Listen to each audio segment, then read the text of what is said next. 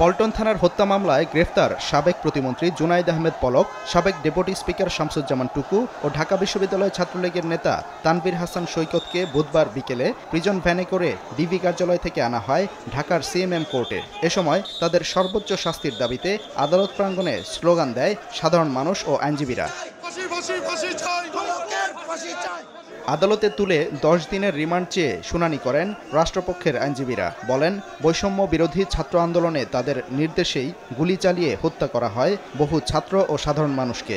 আবেদন মঞ্জুর করেন আদালত। তাদেরকে 10 দিনের পুলিশ রিমান্ড চাওয়ার পরে আদালতে প্রসিকিউশন পক্ষে এই রিমান্ড কেন হবে এই যৌক্তিকতা তুলে দেওয়ার পরে আদালত বিবেচনা করে তাদেরকে 10 দিনের রিমান্ড চাইছে, 10 দিনের রিমান্ডে। প্রতিমন্ত্রীর নির্দেশেই ইন্টারনেট বন্ধের পাশাপাশি হত্যাকাণ্ডে উস্কানি দেয়া হয় বলে জানান আইনজীবীরা।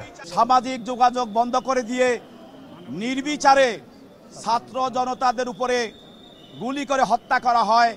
সেই হত্যার সঙ্গে এই জন আসামিগণ সরাসরি এবং প্রত্যক্ষ এবং পরোক্ষভাবে তারা জড়িত।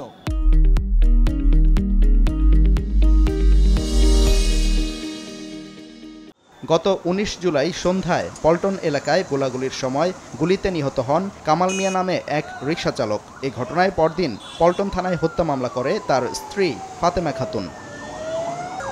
সাদিকুর রহমান, সময় সংবাদ, ঢাকা।